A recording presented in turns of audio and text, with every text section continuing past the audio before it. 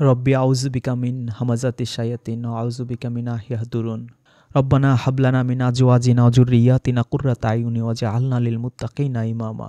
রব্বি ইশরাহ লি সাদরি ওয়া ইয়াসসির লি আমরি ওয়াহলুল উকদাতাম মিন লিসানি ইয়াফকাহু কওলি। আজকে আমাদের খুতবার বিষয় সালাত ও নামাজের পার্থক্য কী। প্রথম পার্থক্য হচ্ছে সালাত শব্দটা আপনি পবিত্র কুরআনে ৮৩ বার খুঁজে পাবেন, কিন্তু নামাজ শব্দটা আপনি একটি বারের জন্য খুঁজে পাবেন না। এর কারণ আমরা সবাই জানি, নামাজ শব্দটা হচ্ছে ফার্সি শব্দ আর সালাত শব্দটা হচ্ছে আরবি শব্দ। কিন্তু আরও অজস্র না জানা কারণ রয়েছে, যেগুলো জানলে এবং বুঝলে আপনার মাথায় আকাশ ভেঙে পড়বে। আপনি বুঝতে পারবেন সালাত পৃথিবীর সবাই করতে পারলেও নামাজ পৃথিবীর সবার পক্ষে করা সম্ভব না। কুরআনে যে সালাত শব্দ আল্লাহ প্রয়োগ করেছেন, সেই সালাত আল্লাহ নিজে করেছেন, নবী রাসূলরা করেছেন, মুমিন মুসলিমরা করেছেন, কাফিররা করেছে, মুশরিকরা করেছে, আহলে কিতাবধারীরা পর্যন্ত এই সালাত করেছে। কিন্তু নামাজ বড়জোর আমানু বা মুমিন বা মুসলিমরা করতে পারে। নবী রাসূলদের পক্ষে করাটাও খুব টাফ। কেন টাফ? আমরা জানি সূরা ফাতিহা ছাড়া নামাজ হয় না। নামাজের সর্বশেষে আত্তাহিয়াতু পড়তে হয়, দুরূদ শরীফ পড়তে হয়। লাহুল কিতাব থেকে আমাদের বলা হয়, নাজিল হওয়া কুরআনের প্রথম সূরা হচ্ছে সূরা আলাক। সূরা আলাক যদি আপনি পড়েন, দেখবেন যে সেখানে সালাত শব্দটা আপনি খুঁজে পাবেন। এমনকি প্রথম দিকের সূরা মুজাম্মিলেও আপনি দেখতে পাবেন যে আল্লাহ তার রাসূলকে বলছেন এই সালাতের কথা। কিন্তু তখন তো সূরা ফাতিহা নাজিল হয়নি। এমনকি ৫ ওয়াক্ত নামাজের যে ব্যবস্থাপনা, তা নাজিল হয়েছে আল্লাহ রাসূলের মিরাজে যাওয়ার প্রেক্ষাপটে, তাও তার নবুয়তের ১২-১৩ বছর পরে। মিরাজেই এই আত্তাহিয়াতু বর্ণিত হয়েছে। তাহলে এই মিরাজে যাওয়ার আগে সূরা ফাতিহা অথবা আত্তাহিয়াতু এগুলো ছাড়াই নামাজ কিভাবে সম্ভব হলো? কিন্তু সূরা আলাকে, সূরা মুজাম্মিলে, সূরা মাউনে, অজস্র মাক্কি সূরায় এই সালাত শব্দটা আল্লাহ রাব্বুল আলামিন প্রয়োগ করেছেন। সুতরাং নামাজের যে স্ট্রাকচার, সেই স্ট্রাকচার অনুযায়ী আল্লাহ রাসূলের পক্ষেও সূরা আলাকের বা সূরা মুজাম্মিলের বা সূরা মাউনের সেই নামাজ পড়া সম্ভব হয়নি, তবে সালাত করা তার পক্ষে সম্ভব হয়েছে। এজন্যই বলা হয়ে থাকে যে কুরআনে যে সালাত শব্দ আল্লাহ রাব্বুল আলামিন ব্যবহার করেছেন ৮৩ বার, তা সবাই করতে পারে। আল্লাহ রাব্বুল আলামিন করেছেন, নবী রাসূলরা করেছেন, কাফিররা করেছে, মুশরিকরা করেছে, মুমিন মুসলিম মুত্তাকিরা করেছে। কিন্তু নামাজ সবার পক্ষে করা সম্ভব না। আল্লাহর পক্ষে তো করা সম্ভবই না, নবী রাসূল ফেরেশতাদের পক্ষেও করা সম্ভব না।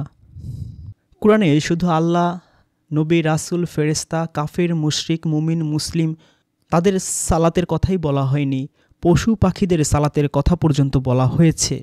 পাখিরাও সালাত করে থাকে।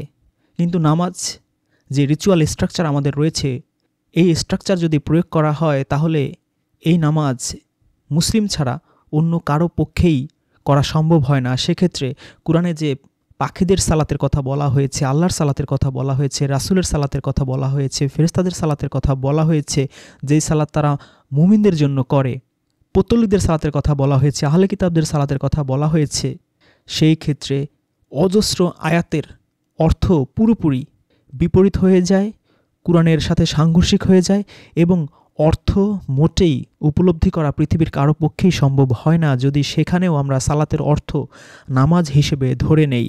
উদাহরণস্বরূপ সূরা বাকারার ১৫৭ নম্বর আয়াতে আল্লাহ রাব্বুল আলামিন যারা বিপদ আপদেও ধৈর্য ধারণ করে এবং বলে ইন্না লিল্লাহি ওয়া ইন্না ইলাইহি রাজিউন, তাদের জন্য সালাত করেন। এটা কিভাবে সম্ভব যে আল্লাহ রাব্বুল আলামিন মানুষের জন্য সালাত করবেন? সূরা হাজের ৪০ নম্বর আয়াতে সালাতের অর্থ দেয়া হয়েছে ইহুদিদের সিনাগগ বা প্রার্থনা করার স্থান। সূরা তাওবার ৯৯ এবং ১০৩ নম্বর আয়াতে আল্লাহ রাসূল সালাত করেন, মুমিনদের জন্য সে কথা বলা হয়েছে। আবার মুমিনরা আল্লাহ রাসূলের উপর সালাত করেন, সে কথাটা বলা হয়েছে। সূরা আহজাবের ৪৩ নম্বর আয়াতে বলা হয়েছে যে আল্লাহ এবং তার ফেরেশতারা মুমিনদের উপরে সালাত করেন। আবার ৫৬ নম্বর আয়াতে বলা হয়েছে যে আল্লাহ এবং তার ফেরেশতারা রাসূলদের উপরে সালাত করে এবং মুমিনদের বলা হয়েছে তারা যেন আল্লাহ এবং ফেরেশতার মতো করেই রাসূলের উপরেও সালাত করে। ২৪ নম্বর সূরা নূরের ৪১ নম্বর আয়াতে আল্লাহ রাব্বুল আলামিন বলছেন, তুমি কি দেখো না যে আসমান ও জমিনে যারা আছে তারা এবং সারিবদ্ধ হয়ে উড়ন্ত পাখিরা আল্লাহর তাসবিহ পাঠ করে, প্রত্যেকেই তার সালাত ও তাসবিহ জানে। এই আয়াতে পরিষ্কার করে আল্লাহ বলছেন আসমান ও জমিনে যারা আছে তারা আসমান ও জমিনে কত হাজার লক্ষ মাকলুকাত বা আল্লাহর সৃষ্ট জীব জন্তু জানোয়ার পশু পাখি প্রাণী কীট পতঙ্গ রয়েছেন, তা আমাদের কল্পনারও বাইরে। এরা সবাই আল্লাহর তাসবিহ পাঠ করে এবং প্রত্যেকেই তাদের সালাত ও তসবিহ জানে। এরা সবাই তাদের সালাত জানে। আরবির অর্থ আরবি রাখা হলে বা সালাতের অর্থ সালাত রাখা হলে এই যতগুলো আয়াত আলোচনা করা হয়েছে তা মোটামুটি উপলব্ধি করা সহজ হয়। কিন্তু এর প্রত্যেকটা জায়গায় যদি এর অর্থ ফার্সি শব্দ নামাজ দিয়ে প্রতিস্থাপন করা হয় বা নামাজ দিয়ে অনুবাদ করা হয়, তাহলে এর অনেকগুলো অর্থই আমাদের মাথায় ঢুকবে না, বরঞ্চ আমাদের মাথায় আকাশ ভেঙে পড়তে পারে। এর কারণেই সেই ফার্সি বা পার্সিয়ান অনুবাদকারীগণ কখনো সালাতের অর্থ করেছেন অনুগ্রহ, কখনো এর অর্থ করেছেন রহমত, কখনো এর অর্থ করেছেন নামাজ, কখনো এর অর্থ করেছেন দুরুদ শরীফ।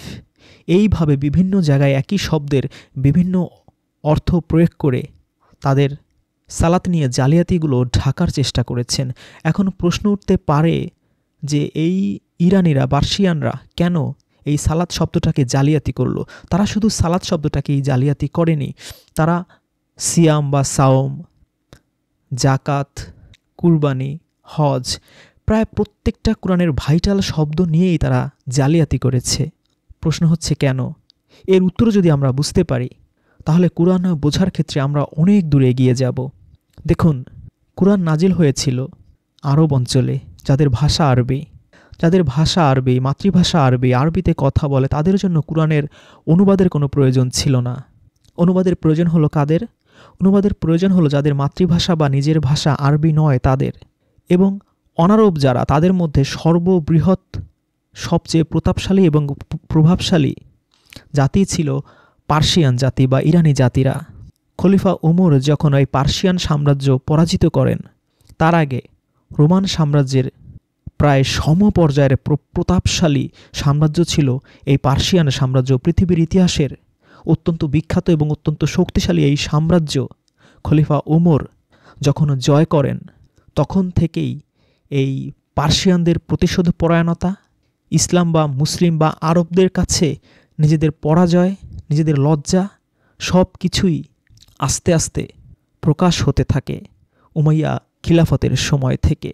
এজন্য তখনকার পার্সিয়ানদের ইসলামের প্রতি তাদের মনস্তত্ত্ব, তাদের রাষ্ট্রধর্ম, তাদের সাম্রাজ্য, তাদের প্রভাব প্রতিপত্তি, এই বিষয়গুলো বোঝা কোরআন বোঝার ক্ষেত্রে, বিশেষ করে আমাদের যাদের মাতৃভাষা আরবি নয়, যারা অনারব, তাদের জন্য অত্যন্ত জরুরি, অত্যন্ত গুরুত্বপূর্ণ।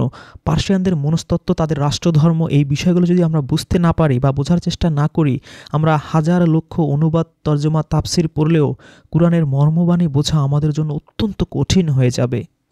কেন তারা এখনও পর্যন্ত আল্লাহকে আল্লাহ ডাকে না, খোদা ডাকে? কিছুদিন আগেও আমরা দেখেছি বাংলাদেশেরও বহু জায়গায় রাস্তার মোড়ে মোড়ে খোদা হাফেজ লেখা থাকতো। তারা এখনও সিয়াম বলে না, রোজা বলে, রামাদান বলে না, রমজান বলে, মালাইকা বলে না, ফেরেস্তা বলে। কেন বলে? আরবির প্রতি তাদের কেন এত ঘৃণা, কেন এত ক্রোধ? আমাদের হয়তো অনেকেরই জানা নেই, মুসলিমরা ইরান বা পারস্য সাম্রাজ্য জয় করার সময়েও তাদের রাষ্ট্রধর্ম ছিল জরথ্রষ্ট্রবাদ বা পার্শ্বিক ধর্ম। পৃথিবীর ইতিহাসের অত্যন্ত প্রাচীন এই পার্শ্বিক ধর্মটা ছিল ইসলাম ধর্মের মতোই একেশ্বরবাদী একটি ধর্ম। এই ধর্মে ঈশ্বরকে বলা হয় আহুর মাজদা। তাদের ধর্মগ্রন্থের নাম জেন্দাবেস্তা। এই ধর্মগ্রন্থের সঙ্গে ঋগ্বেদের অনেক মিল রয়েছে, তাই এদের উভয়ের উৎপত্তি একই উৎস থেকে হয়েছে বলে ইতিহাসবিদরা মনে করে থাকে। এবং আমরা অনেকেই জানি ইরানের সেই ইউরাল পর্বতের সেই অঞ্চল থেকেই আর্য বা আরিয়ানরা ভারতীয় উপমহাদেশে এসেছিলেন এবং তাদের সেই কিতাব বা ধর্মগ্রন্থ এই ভারতীয় উপমহাদেশে তারা নিয়ে এসেছিলেন। এজন্য সনাতন ধর্মের সাথে তাদের এই জরথ্রষ্ট্র ধর্মের অনেক মিল খুঁজে পাওয়া যায়। তারপরও ইরানের উদ্ভব হওয়া, সৃষ্ট হওয়া এই জরথ্রষ্ট্রবাদ এবং সনাতন ধর্মের অনেক অমিলও চোখে পড়ে। বরং যুগের কালো পরিক্রমায় জরথ্রষ্ট্রবাদের সাথে আমরা মাঝহাব ভিত্তিক ইসলাম ধর্ম যখন পৃথিবীর বিভিন্ন দেশে ছড়িয়ে পড়ল, বিশেষ করে হানাফি, মালিকি, শাফি এবং মালিকি, এই চার মাঝহাব এবং সিহা সিত্তার হাদিসের কিতাবের মাধ্যমে সেই কিতাবগুলোতে এবং মাঝহাবগুলোতে আমরা জরথ্রষ্ট্রবাদ বা এই পার্সিয়ান ধর্মের ব্যাপক প্রভাব ও প্রতিপত্তি খেয়াল করতে পারি। আমরা অনেকেই জানি যে হাদিসের কিতাব অনুযায়ী আল্লাহ রাব্বুল আলামিনের ৯৯টা নাম রয়েছে। যদিও কুরআনে সূরা বানী ইসরাঈলের ১১০ নম্বর আয়াতে আল্লাহ বলেছেন, সুন্দরতম নামসমূহের অধিকারী আল্লাহ রাব্বুল আলামিন। সুতরাং তোমরা আল্লাহকে এই সুন্দর নামগুলো দিয়ে ডাকো।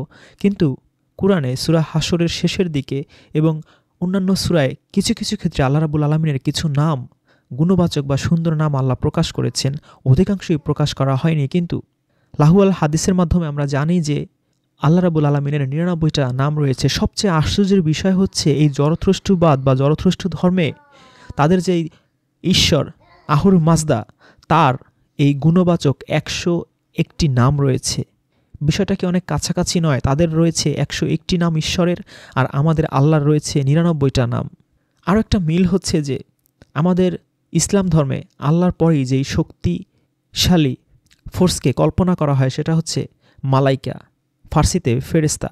জরথ্রষ্টবাদেও তাদের ঈশ্বরের সহকারী শক্তিমত্তাগুলোকে ফেরেশতা হিসেবেই ডাকা হয়ে থাকে এবং বলা হয়ে থাকে, যারা দেখতে অনেক সুন্দর, অনেকটা মানুষের আকৃতি, যাদের ডানা আছে, তাদেরকে জরথ্রষ্টবাদে ইয়াজাতাস বলে ডাকা হয়ে থাকে। অপশক্তি বা খারাপ শক্তিগুলোকে ইসলাম ধর্মে যেভাবে ইবলিশ বা শয়তান বলে ডাকা হয়, তাদের ধর্মে এটাকে ডাকা হয় আহরিমান নামের। ইসলাম ধর্মে শ্রেষ্ঠ ৪ জন ফেরেশতা রয়েছে বলে হাদিসের কিতাবগুলোতে পাওয়া যায়। জরথ্রষ্টবাদে তাদের শ্রেষ্ঠ ৬ জন ফেরেশতা রয়েছে বলে তারা বিশ্বাস করে। আরও একটা আশ্চর্যের মিল হচ্ছে ইসলাম ধর্মে যে মিরাজের কাহিনী আমরা জানি এবং আমাদের বলা হয়ে থাকে, তার সাথে প্রায় হুবহু মিল রয়েছে তাদের নবী জরথ্রষ্টর ঈশ্বরের সাথে সাক্ষাতের সেই গল্প গাথা, যা ভিরাজ নামে অভিহিত। এই ভিরাজের জার্নি একেবারে খুঁটিনাটি বিষয় আশয়গুলো এত সূক্ষ্ম এবং চমৎকার মিল যে এই ভিরাজের বই আমার মনে হয় পৃথিবীর প্রত্যেকটা মুসলিমেরই পড়া উচিত। তাদের নবীও ঈশ্বরের সাথে সাক্ষাৎ করার সময় তার সাথে তাদের সেই সবচেয়ে বড় ফেরেশতা তার সাথে ছিলেন এবং তিনি স্বর্গ ও নরক দেখেছিলেন এবং স্বর্গে মুমিন মুসলিমদের আনন্দগুলো দেখেছেন এবং নরকে পাপীদের কিভাবে শাস্তি দেওয়া হয় তার সূক্ষ্মাতিসূক্ষ্ম বর্ণনা এই ভিরাজ গল্পে বা তাদের সেই ধর্মগ্রন্থে আপনি খুঁজে পাবেন, যার সাথে অত্যন্ত চমৎকার মিল রয়েছে মিরাজের গল্পগাথাগুলোর মধ্যে। তাদের ধর্মগ্রন্থেও ৫ ওয়াক্ত নামাজের কথা বলা আছে। ইন্টারেস্টিং বিষয় হলো ফার্সি নামাজ শব্দটা সংস্কৃত শব্দ নমস বা নমস্তে বা নমস্কার থেকে এসেছে। কেরালার মুসলিমরা এখনও নামাজকে নমস্কারাম বলে থাকে। বাংলাদেশের মুসলিমরাও নামাজ কালাম বলে থাকে, নামাজ কালাম, আর কেরালার মুসলিমরা বলে থাকে নমস্কারাম। এবং এই নামাজ শব্দটার সাথে সংস্কৃত শব্দ নম, নমস্কার, নমস্তে এর খুব চমৎকার মিল আমরা লক্ষ্য করে থাকি। ইসলাম ধর্মের যে ৫ ওয়াক্ত নামাজ, এটা সূর্যের সাথে সম্পর্কিত। জরথ্রিস্টিয়ান ধর্মেও তাদের ৫ ওয়াক্ত নামাজ সূর্যের সাথেই সম্পর্কিত। তাদের নামাজেও আজান দেওয়ার প্রথা চালু আছে। তাদের নামাজে দাঁড়ানোর আগে নারী এবং পুরুষ উভয়কেই তাদের মাথা ঢেকে নিতে হয়, কিবলার দিকে মুখ করতে হয় এবং তাদের ধর্মগ্রন্থ থেকেই সূরা কিরাত পড়তে হয়। সকালবেলা ইসলাম ধর্মে যে ফজরের নামাজ, এর সাথে হুবহু মিল রয়েছে তাদের হাবানের। তারা সকালে যেই প্রার্থনাটা করে তাকে তারা হাবান নামে ডেকে থাকে। দুপুরবেলা আমরা যেটাকে জোহর বলি, যেই সময় জোহরের নামাজ পড়ি, সেই একই সময় তারা যেই প্রার্থনাটা করে তার নাম রাফিতু ওয়ান। বিকেলে যে আসরের নামাজ মুসলিমরা পড়ে থাকে, সেই একই সময়ে জরথ্রষ্টরা পড়ে থাকে উজি রেন নামে প্রার্থনা। সন্ধ্যাবেলায় মুসলিমরা পড়ে থাকে মাগরিবের নামাজ, আর জরথ্রষ্টরা পড়ে থাকে আইশথুরাম নামে নামাজ। রাত্রেবেলা মুসলিমরা পড়ে থাকে ইশার নামাজ, জরথ্রষ্টরা পড়ে থাকে উষা ইন নামাজ। তাদের ধর্মেও দোয়া দুরুদের ব্যবস্থা আছে। তাদের ধর্মগ্রন্থ মুখস্থ করতে হয়, যা তাদের প্রতিদিনকার নামাজে এবং দুয়ায় তাদের প্রয়োজন হয়ে থাকে। তাদের ধর্মগ্রন্থের নির্দেশনা অনুযায়ী মানুষ মৃত্যুর পরও তার আত্মীয় স্বজন বা বন্ধুবান্ধব তার উদ্দেশ্যে দোয়া দুরুদ বা ঈশ্বরের কাছে মোনাজাত করতে পারে এবং এই দোয়া দরুদ মোনাজাত মৃত্যুর পরও তাদের কাজে লাগে। তাদের ধর্মগ্রন্থ জিন্দাবেস্তা অনুযায়ী মৃত্যুর পর তাদেরকে যখন কবরস্থ করা হয়, সেখানে কবরে ফেরেশতারা এসে তাদের প্রশ্ন করে, যেমনটা আমাদের করে থাকে মুনকার এবং নাকির, এবং সঠিকভাবে জবাব দিতে না পারলে তাদেরকে ভয়াবহ আযাব দেয়া হয়ে থাকে বলে তারা বিশ্বাস করে থাকে।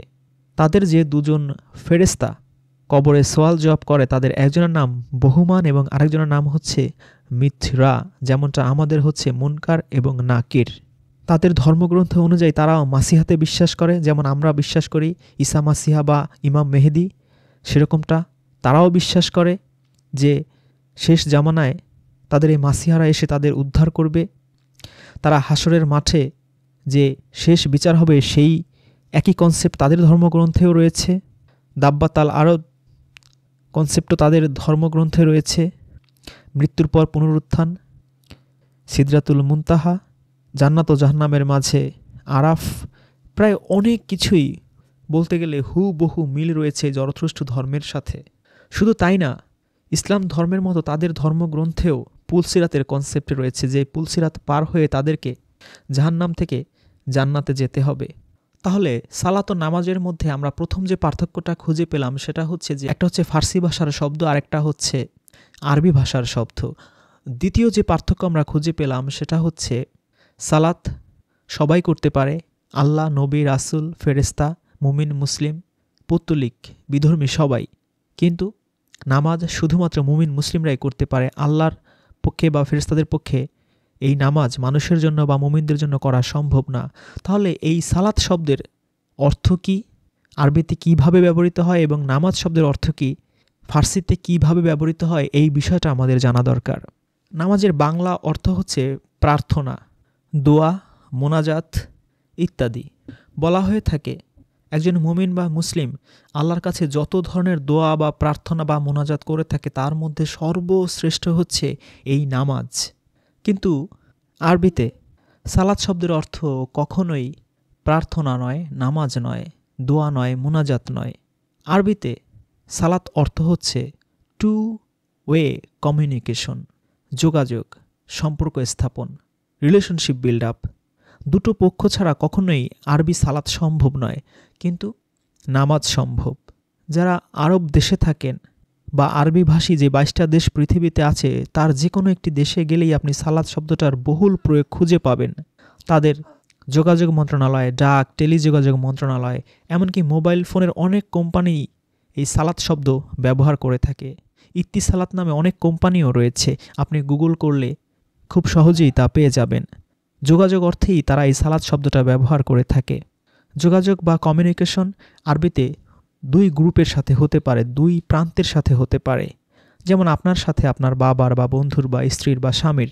তাহলে আল্লাহ আর নবীর সাথে সালাত হতে পারে, নবীর সাথে সাধারণ মানুষের, মুমিনদের, মুসলিমদের, কাফেরদের কমিউনিকেশন বা সালাত হতে পারে। ফেরেশতাদের সাথেও মানুষের সাথে কমিউনিকেশন হতে পারে, আল্লাহর সাথে মানুষের সাথে কমিউনিকেশন হতে পারে। এই কমিউনিকেশন বা যোগাযোগ দুই প্রান্ত থেকেই হতে হবে। এটাই হচ্ছে সালাত শব্দের রুট ওয়ার্ডের বেসিক অর্থ। পৃথিবীতে যত ধর্ম এসেছে, যত ধর্মগ্রন্থ এসেছে, যত ধার্মিক মানুষ আছে, খোঁজ নিলে জানা যায় বা গবেষণা করলে জানা যায় বা বোঝা যায় যে সকল ধর্মগ্রন্থেরই প্রায় মূল ভার্ব একই, সেটা হচ্ছে যে ঈশ্বরের সাথে, ভগবানের সাথে, আল্লাহর সাথে সম্পর্ক স্থাপন, তার সাথে রিলেশনশিপ বিল্ড আপ, তার সাথে কমিউনিকেট, তার সাথে যোগাযোগ। বলা হয়ে থাকে হিন্দু বা সনাতন ধর্মে জীব আত্মার সাথে পরমাত্মার মিলন, জীবাত্মার সাথে পরমাত্মার যোগাযোগ। এই জীবাত্মার সাথে, মানুষের সাথে সর্বশক্তিমান ভগবান বা ঈশ্বর বা আল্লাহ কিভাবে যোগাযোগ করেন? হিন্দু ধর্ম অনুযায়ী ভগবান অবতার রূপে নবী, রাসূল বা দেবদেবী, সংস্কৃত ভাষাতে যদি বলি দেবদেবী হিসেবে অথবা অবতার হিসেবে এই পৃথিবীতে আসেন, তার প্রকাশিত রূপ নিয়ে। এইভাবে মানুষের সাথে তিনি যোগাযোগ করেন, কমিউনিকেশন করেন। কেন যোগাযোগ করেন, কেন কমিউনিকেশন করেন, এটার দরকারটা কি? ইসলাম ধর্মে আল্লাহ রাব্বুল আলামিন সূরা শূরায় বলে দিয়েছেন, মানুষের এই যোগ্যতাই নাই যে আল্লাহ রাব্বুল আলামিন মানুষের সাথে সরাসরি কথা বলবে, যেটা আমরা সূরা শূরার 51 নম্বর আয়াতে দেখতে পাই আল্লাহ বলছেন, কোনো মানুষের এ মর্যাদা নেই যে আল্লাহ তার সাথে সরাসরি কথা বলবেন ওহির মাধ্যম, পর্দার আড়াল অথবা কোনো দূত পাঠানো ছাড়া। তারপর আল্লাহর অনুমতি সাপেক্ষে তিনি যা চান তাই ওহি প্রেরণ করেন। তিনি তো মহিয়ান প্রজ্ঞাময়। তাহলে পৃথিবীর অন্যান্য ধর্ম বা ধর্মগ্রন্থের সাথে ইসলাম ধর্মের একটা মূল বেসিক পার্থক্য আমরা দেখতে পেলাম। সেটা হচ্ছে যে আল্লাহ রাব্বুল আলামিন অন্যান্য ধর্মগ্রন্থের ঈশ্বর বা ভগবানের মতো কখনোই সরাসরি মানুষের সাথে কথা বলেন না। তিনি নবী পাঠান বা রাসূল পাঠান বা ফেরেশতা পাঠান বা দূত পাঠান বা ওহির মাধ্যমে তার সাথে এই কমিউনিকেশন করেন। কেন করেন? এই প্রশ্নের উত্তর সূরা বাকারার ৩৮ নম্বর আয়াতে আল্লাহ রাব্বুল আলামিন দিয়েছেন। যোগাযোগ করেন, কমিউনিকেশন করেন ওহির মাধ্যমে বা নবী রাসূলদের মাধ্যমে তাকে হিদায়াত দেওয়ার জন্য। আল্লাহ রাব্বুল আলামিন সূরা বাকারার ৩৮ আয়াতে বলছেন, আমি বললাম তোমরা সবাই এখান থেকে নিচে নেমে যাও। অতঃপর যখন আমার পক্ষ থেকে তোমাদের কাছে কোনো হিদায়াত আসবে, তখন যারা আমার হিদায়াত অনুসরণ করবে তাদের কোনো ভয় নেই এবং তারা দুঃখিতও হবে না। তাহলে আল্লাহ মানুষের সাথে কমিউনিকেট করেন, যোগাযোগ করেন, যাতে করে এই হিদায়াত তিনি মানুষের কাছে পৌঁছে দিতে পারেন। কি হবে?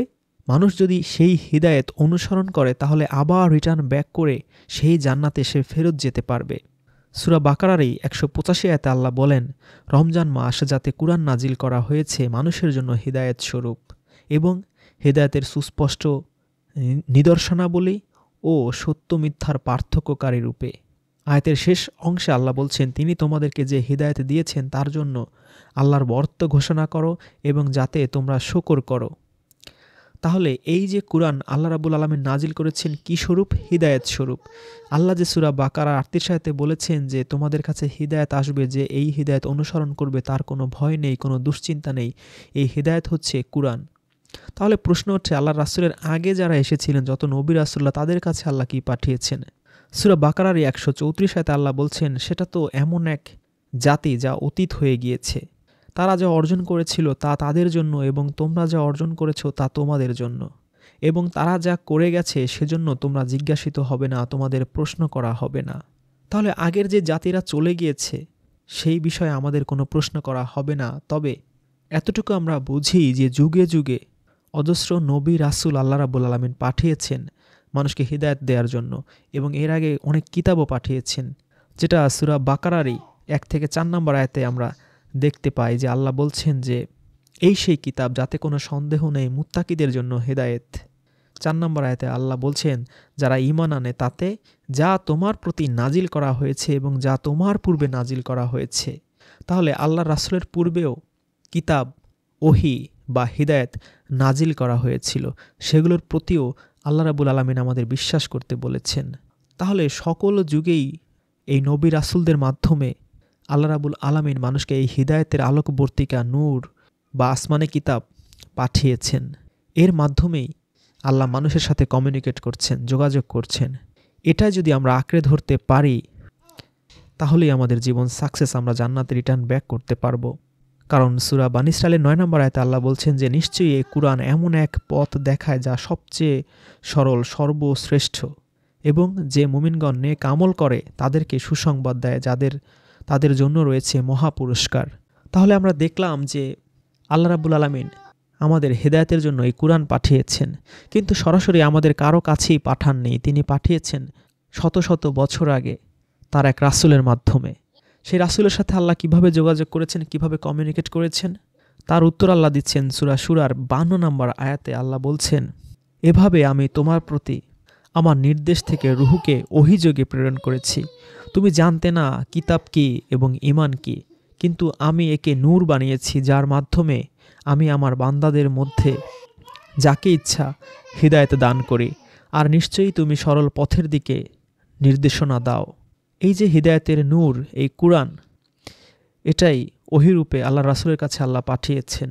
সূরা বাকারার ৯৭ নম্বর আয়াতে আল্লাহ বলছেন, তুমি বলো, যে ব্যক্তি জিবরাইলের সাথে শত্রুতা রাখে এজন্য যে সে আল্লাহর হুকুমে এই কুরআনকে তোমার হৃদয়ে অন্তরে পৌঁছে দিয়েছে, যা পূর্ববর্তী কিতাবসমূহের সত্যতা প্রমাণ করছে এবং মুমিনদের সুসংবাদ দিচ্ছে, তাহলে আল্লাহ রাব্বুল আলামিন জিবরাইলের মাধ্যমে আল্লাহর রাসূলের অন্তরে এই কিতাব নাজিল করেছেন, এই কুরআন নাজিল করেছেন।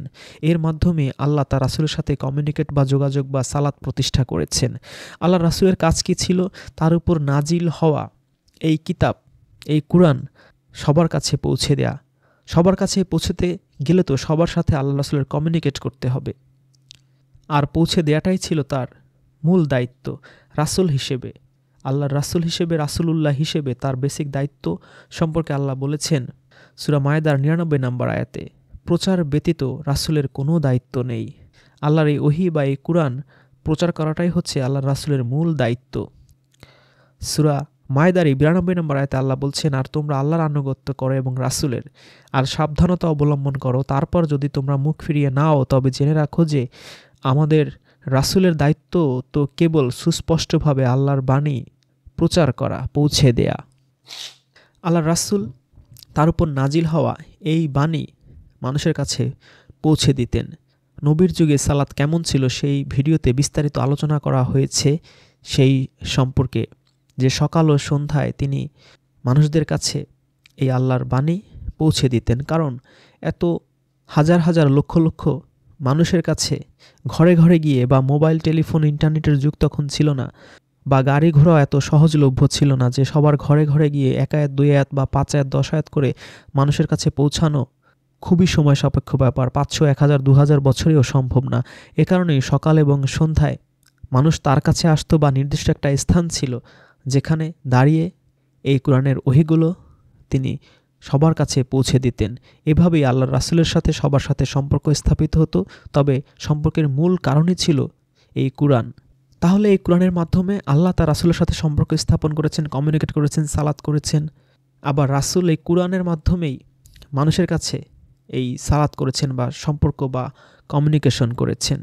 এখন এই কুরআনের যত আয়াত আছে, এই আয়াতের মাধ্যমে আল্লাহ যেমন মানুষের সাথে কথা বলেন, আবার মানুষও আল্লাহর সাথে কথা বলতে পারে। এখানে অনেক আয়াত আছে যেগুলো আল্লাহ আদেশ হিসেবে দিয়েছেন, নিষেধ হিসেবে দিয়েছেন। অনেক আয়াত আছে যেগুলো বিভিন্ন নবী, রাসূল, বিভিন্ন প্রিয় বান্দাদের ঘটনা বর্ণনা করেছেন আল্লাহ রাব্বুল আলামিন মানুষের শিক্ষার জন্য। আবার রব্বানা দিয়ে প্রায় ১১১টা দোয়া আল্লাহ শিখিয়েছেন, যার মাধ্যমে আমরা আল্লাহর কাছে আমাদের হৃদয়ের চাওয়া পাওয়া, কাকুতি মিনতি সব কিছু বর্ণনা করতে পারি, প্রকাশ করতে পারি। এইভাবে কোরআনের অজস্র আয়াত রয়েছে যার মাধ্যমে আমরা আল্লাহর সাথে সম্পর্ক স্থাপন করতে পারি, আল্লাহকে ডাকতে পারি। আবার অনেক আয়াত আছে যেগুলোর মাধ্যমে আল্লাহ আমাদের সাথে সম্পর্ক স্থাপন করেছেন, আমাদের সতর্ক করেছেন, আমাদের সাবধান করেছেন, আমাদের উপদেশ দিয়েছেন, আদেশ দিয়েছেন, নির্দেশ দিয়েছেন। কখনো আমাদের উৎসাহ দিয়েছেন, কখনো আমাদের ভর্ৎসনা করেছেন, কখনো আমাদের ভীতি দিয়েছেন, কখনো আমাদের সুসংবাদ দিয়েছেন। সূরা তহার ১৪ নম্বর আয়াতে আমরা দেখতে পাই আল্লাহ মুসা নবীকে বলছেন, নিশ্চয়ই আমি আল্লাহ, আমি ছাড়া কোনো সত্য ইলা নেই, সুতরাং আমার ইবাদত করো এবং আমার শরণার্থে, আমার জিকিরে সালাত কায়েম করো। তাহলে আল্লাহর স্মরণের, আল্লাহর জিকিরে আল্লাহ এই সংযোগ, এই কমিউনিকেশন প্রতিষ্ঠা করতে বলছেন মুসা নবীকে। সূরা তহার ১৪ নম্বর আয়াতে আমরা দেখতে পেলাম। সূরা হিজরে ৯ নম্বর আয়াতে আল্লাহ বলছেন, আমি জিকির নাজিল করেছি এবং আমি উহার সংরক্ষক। আল্লাহ রাব্বুল আলামিন জিকির নাজিল করেছেন এবং আল্লাহ রাব্বুল আলামিন হচ্ছেন এই জিকিরের সংরক্ষক, হেফাজতকারী। আবার আল্লাহ এই কুরআনেই বলেছেন, আলা বিজিক্রিল্লাহি তাতমাইন্নুল কুলুব, আল্লাহর জিকিরই হচ্ছে আমাদের হৃদয়ের প্রশান্তি। তাহলে আল্লাহ যেই জিকির নাজিল করেছেন, এই জিকিরের মাধ্যমে তার সাথে সম্পর্ক আমাদের স্থাপন করতে হবে, সালাত প্রতিষ্ঠা করতে হবে, যেটা আমরা দেখলাম একটু আগে সূরা তহার ১৪ নম্বর আয়াতে। এই জিকিরের মাধ্যমে আমাদের হৃদয় প্রশান্ত হবে। কোরআনের সালাতের সাথে নামাজের আরও একটি পার্থক্য হচ্ছে, কোরআনের সালাত বা কমিউনিকেশন বা রিলেশনশিপ বিল্ড আপ আপনি অমনোযোগী হয়ে, মাইন্ডলেস হয়ে কখনোই করতে পারবেন না। ৪ নম্বর সূরা নিসার ৪৩ নম্বর আয়াতে এবং ১৪২ নম্বর আয়াতে তা চরমভাবে নিষিদ্ধ করা হয়েছে। ৫ নম্বর সূরা মায়দার ৯১, ৮ নম্বর সূরা আনফালের ৩৫ নম্বর আয়াতেও তা নিষিদ্ধ। কিন্তু নামাজ আপনি মাইন্ডলেস হয়ে না বুঝেও করতে পারবেন। শুধু দাঁড়িয়ে থাকবেন, ইমাম সাহেব পড়তে থাকবে, আপনি বুঝলে বুঝবেন, না বুঝলে নাই। এটা আপনার পক্ষে করা সম্ভব। কিন্তু কোরআনের যে সালাত, এটা আল্লাহ বলেছেন যে তোমরা সালাতের কাছেও এসো না মোহগ্রস্ত অবস্থায়, নেশাগ্রস্ত অবস্থায়, যতক্ষণ না তোমরা যা বলো তা বুঝতে পারো। আপনি যা বলেন তা যদি বুঝতেই না পারেন, তাহলে সালাতের কাছে আসা আপনার জন্য নিষিদ্ধ। কিন্তু নামাজ আপনি যত পাপই করেন, বোঝেন বা না বোঝেন, আপনার পক্ষে করা সম্ভব। আরও একটা পার্থক্য হচ্ছে আল্লাহ রাব্বুল আলামিন ২৯ নম্বর সূরার ৪৫ নম্বর আয়াতে বলেছেন, নিশ্চয়ই সালাত মানুষকে যাবতীয় অশ্লীল ও পাপ কাজ থেকে বিরত রাখে, কিন্তু যেই প্রচলিত নামাজ আছে সেই নামাজ কখনোই আপনাকে এই পাপ ও অশ্লীল কাজ থেকে বিরত রাখতে পারবে না। আপনি দিনে ৫০ ওয়াক্ত নামাজ পড়লেও আপনার পক্ষে সম্ভব না, সেই নামাজ কখনোই আপনাকে ফেরাবে না, কারণ আপনি তো বোঝেনই না আপনি কি বলছেন। কিন্তু আল্লাহর সাথে যদি আপনি সালাত করতে পারতেন, কমিউনিকেশন করতে পারতেন, যোগাযোগ করতে পারতেন, রিলেশনশিপ বিল্ড আপ করতে পারতেন, সেই রিলেশনশিপ, সেই কমিউনিকেশন অবশ্যই আপনাকে যাবতীয় পাপ ও অশ্লীল কাজ থেকে বিরত রাখতে পারত। ২০ নম্বর সূরা তোহার ১৪ আয়াতে এবং ২৯ নম্বর সূরার ৪৫ নম্বর আয়াতে আল্লাহ বলছেন যে এই সালাতই হচ্ছে আমাদের সত্যিকারের জিকির এবং আল্লাহর এই জিকিরই হচ্ছে সর্বশ্রেষ্ঠ কাজ। কিন্তু যেই নামাজ, সালাতের অর্থ যদি আপনি নামাজ করেন, যে রিচুয়াল আছে সেটা কখনোই আপনার সেই আল্লাহ রাব্বুল আলামিনের প্রকৃত জিকির এর অনুভূতি, অনুভব বা মেন্টাল ম্যাচুরিটি কখনোই দেবে না। এরপর আরেকটি পার্থক্য হচ্ছে যে প্রচলিত যে নামাজ, সেই নামাজে আপনি জোহরের নামাজ পাবেন, আসরের নামাজ পাবেন, মাগরিবের নামাজ পাবেন, আওয়াবির নামাজ পাবেন, ইশরাক নামাজ পাবেন, চাশত নামাজ পাবেন। কিন্তু কুরআনে আপনি সালাতের এমন কোনো ফরম্যাট খুঁজে পাবেন না, আপনি জোহর খুঁজে পাবেন না, আসর খুঁজে পাবেন না, মাগরিব খুঁজে পাবেন না। বরঞ্চ আপনি যেটা পাবেন সেটা হচ্ছে দাইমুন সালাত, যে ২৪ ঘন্টাই আল্লাহর সাথে এই সম্পর্ক স্থাপনের দুয়ার আপনার জন্য খোলা এবং আল্লাহর কুরআনে যে জিকিরের মাধ্যমে, যে আদেশ উপদেশের মাধ্যমে আপনার সাথে যোগাযোগ স্থাপন করেছেন, যে হেদায়েত পাঠিয়েছেন, যেটা অনুসরণ করলে আপনি জান্নাতে চিরস্থায়ীভাবে থাকতে পারবেন, সেই আদেশ উপদেশ নিষেধ আপনাকে ২৪ ঘন্টাই মেনে চলে আল্লাহর সাথে আপনার সম্পর্ক স্থাপন করতে হবে, যোগাযোগ স্থাপন করতে হবে এবং আল্লাহর স্মরণ বা জিকির প্রতিটা মুহূর্তে, প্রতিটা মিনিটে আপনাকে বাধ্যতামূলক করতেই হবে। কিন্তু এই দায়েমুন সালাত, যেটা ২৪ ঘন্টা আপনার জন্য বাধ্যতামূলক, সেই দায়েমুন নামাজ আপনি কোথাও খুঁজে পাবেন না।